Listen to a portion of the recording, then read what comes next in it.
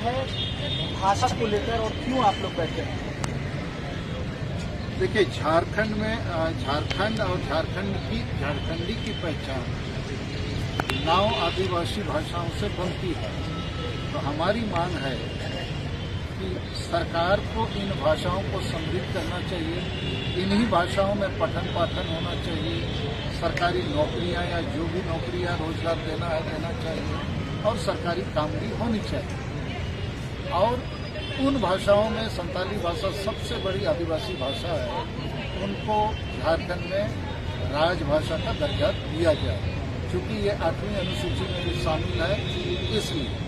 और डोमिसाइल के सवाल पर जनता की मांग है कि 32 के खतियान के आधार पर स्थानीय नीति बने, हम उनके साथ हैं, मगर इस समय एक तात्कालिक विकल्प का सुझाव हम ये देना चाहते हैं कि झारखंड में जितनी भी सरकारी नौकरियां हैं या गैर सरकारी नौकरियां हैं, इनका 90% हिस्सा ग्रामीण क्षेत्रों को दिया जाए और ग्रामीण क्षेत्रों में जो प्रखंड हैं, हर एक प्रखंड को उसके आबादी के अनुपात से कोटा बना के नौकरी दी जाए। शासन जी, एक चीज पूछना चाहेंगे, आदिवासी बहुल राज्य है, बावजूद यहाँ की भाषाओं को प्राथमिकता नहीं मिल रही है, ऐसे में कैसे सरकार इन चुनौतियों को लेती है और आप कैसे उन तक ये चीजें पहुँचाएंगे?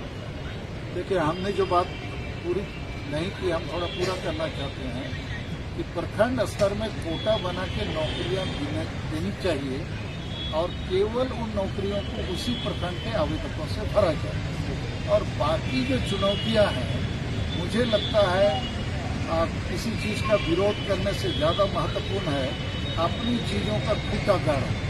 तो 9 भाषाओं का खूंटा गढ़ना चाहिए। जो भाषा के लोग ज्यादातर जिन जिलों में है, वहाँ उन्हीं भाषाओं को मान्यता ज्यादा मिलनी चाहिए। और दूसरा, ये 32 का खतियान एक प्रकार से सरकार के लिए, जनता के लिए, नेताओं के लिए झुनझुना साबित हो रहा है। तो इसलिए सरकार ने वायदा किया है इसको पूरा करे, मगर जनता को नौकरी चाहिए, हमारे पढ़े लिखे शिक्षित बेरोजगारों को नौकरी चाहिए।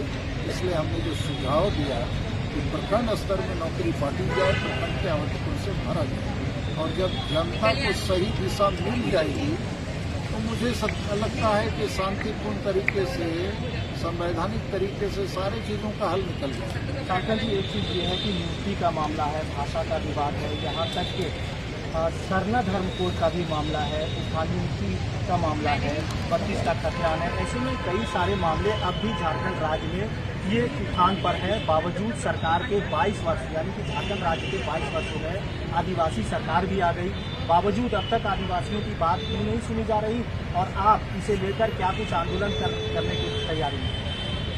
देखिए, हमारे नेतृत्व में पूरे भारत देश में संताली भाषा को हम लोगों ने 8वीं अनुसूची में शामिल कराया जब हम 2 बार सांसद थे।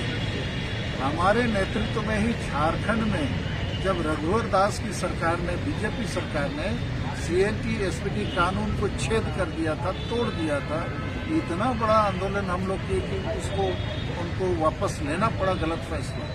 तो इस समय मुझे लगता है यदि झारखंड की जनता हमारी बातों को सुनेंगे तो हमारा उद्देश्य और बखेड़ा खड़ा करना नहीं है और उबाल को बड़ा करना नहीं है, बल्कि समाधान को निश्चित करना है। और मुझे ऐसा लगता है भाषा विवाद का भी समाधान निकल जाएगा, स्थानीयता नीति का भी जो विवाद है उसका भी समाधान निकल जाएगा, सरना धर्म कोड का भी समाधान निकल जाएगा, क्योंकि जनता को समाधान चाहिए।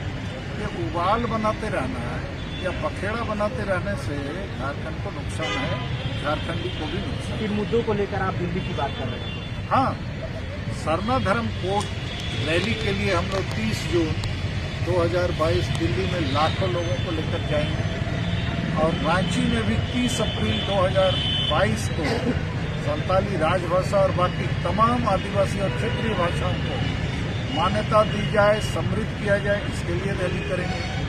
और भोगनाडीह जो शहीद स्थल है, 5 मार्च को हम लोग उसके लिए शपथ ग्रहण करने वाले हैं।